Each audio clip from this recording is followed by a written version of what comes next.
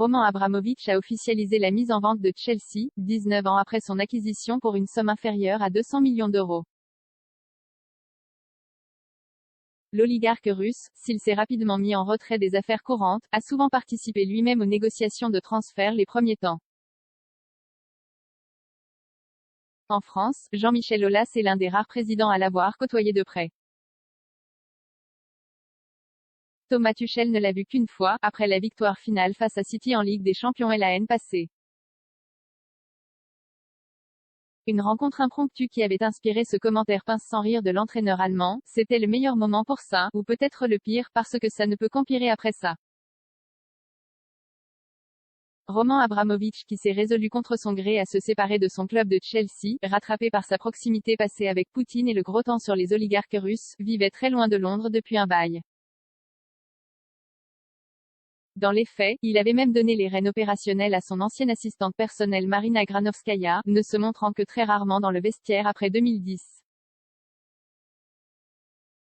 Presque 19 ans après son arrivée en Première Ligue, ils sont très peu de dirigeants européens à pouvoir évoquer ne serait-ce qu'une conversation avec Roman Abramovich, souvent silencieux, toujours insaisissable. Certains présidents de clubs français, pourtant, ont eu cette chance, les tout premiers mois, quand le parrain des oligarques russes mouillait personnellement la chemise pour conclure un transfert. Une visite au parc pour Ronaldinho. Le mot « chance » est utilisé volontairement. Au début des années 2000, boire un café avec Roman Abramovich, c'est s'acoquiner avec le fantasme de l'homme d'affaires russe de l'époque, ses fortunes sulfureuses dealées sur un coin de table avec le Kremlin, ce pays dépecé comme un ours bien nourri après la chasse. Pas trop dangereux, mais un peu excitant quand même. Francis Grail, alors président du PSG, ne se fait pas prier longtemps pour s'étendre sur une entrevue d'un gros quart d'heure au Parc des Princes afin de négocier le départ de Ronaldinho, à l'été 2003. Un quart d'heure, c'est léger, mais c'est assez pour cerner un personnage.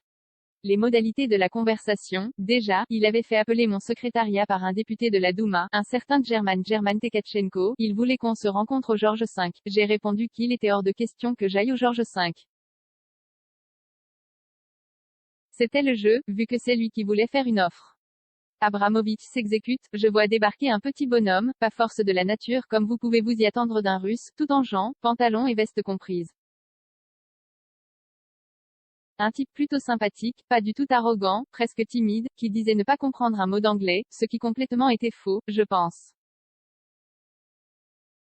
Un type qui se fout de Ronaldinho comme de son premier million. Abramovich trouve bien ça un peu cher, mais il ne paraît pas offusqué. Une semaine après, il fera prévenir le PSG qu'il lâche l'affaire, refroidi par les exigences salariales du frère et agent de Ronny, finalement vendu au Barça pour 10 millions de moins. Je l'ai recroisé brièvement à l'occasion d'un Chelsea PSG juste après en C1, mais c'est quelqu'un qui ne se montre pas. Plein de gens m'ont dit que personne ne l'avait jamais rencontré, notamment à Marseille. Véridique, Jean-Michel Aulas, le privilégié Christophe Boucher, qui lui cédera Drogba l'année d'après, n'a jamais vu ne serait-ce que l'ombre d'Abramovich. 2 rencontres avec Peter Kenyon, son DG de l'époque, à Paris, suffisent à déboucher sur un accord.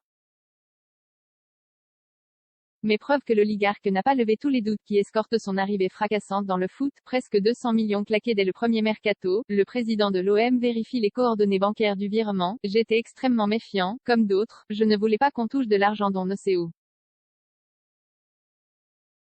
J'ai vu que c'était ING, domicilié aux Pays-Bas, c'était bon pour moi. 33,75 millions, pour être précis, bientôt pulvérisés par les 38 millions arrachés au businessman d'origine lituanienne par Jean-Michel Aulas en août 2005. Le président lyonnais peut non seulement s'enorgueillir de ce record, mais aussi d'une proximité quasi intime avec Abramovich. 4 rencontres en un an, c'est presque une relation adultérine à l'échelle du russe. Elles sont toutes savoureuses, mais la première particulièrement, en partie comptée dans Roman Abramovich, Football, Pétrole Pouvoir, livre enquête d'Alban Traquet paru en 2008. Nous sommes à Courchevel pendant les vacances de Noël précédentes. Jean-Paul Revillon, administrateur d'OL Group, a donné un petit coup de main à son nouveau voisin de chalet, notre ami Roman. En échange, celui-ci l'invite à l'apéro, et Revillon ramène toute la crèmerie, dont un commissaire de la DST et un fonctionnaire des RG, signe que le bonhomme intrigue en haut lieu. André Soulier, un avocat réputé du barreau lyonnais proche de JM lui aussi présent, raconte ce premier reniflage entre le boss de l'OL, alors outsider européen de premier plan, et Roman Abramovich, récent acquéreur de Chelsea. Je me dis qu'il a le physique de Las Palais, son chalet était sur la route qui mène à l'héliport où atterrissent les gens très fortunés de la station. À l'entrée, on est accueilli par 2 gardes armés. Bon, et là, je le vois, et je me dis mais ce n'est pas possible, cet homme d'affaires richissime, il a le physique de Las Palais, rire. Cela dit, la conversation s'avère tout de suite très intéressante, on n'a pas parlé de la profondeur de la neige sur les pistes rouges. Aucune condescendance ni d'un côté ni de l'autre, mais une vraie liberté et égalité de ton.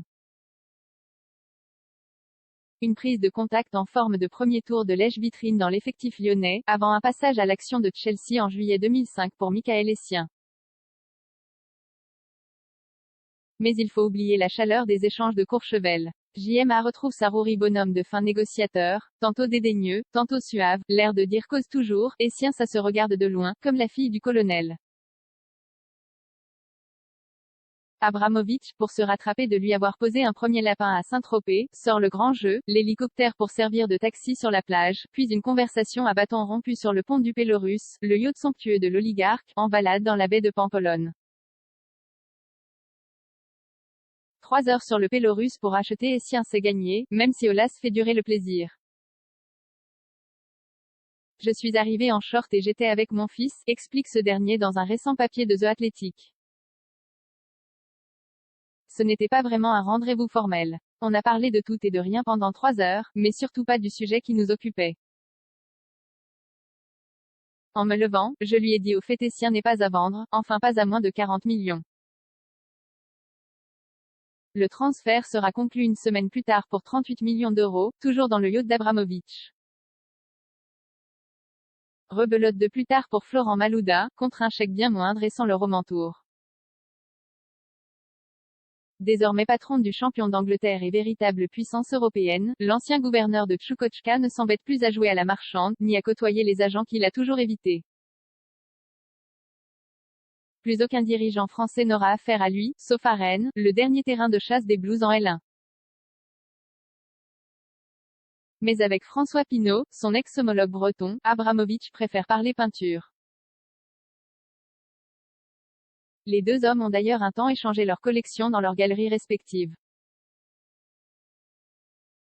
Dans celle du Russe, on pouvait y admirer un triptyque de Francis Bacon qui avait coûté la somme d'un Essien et d'un Drogba réunis.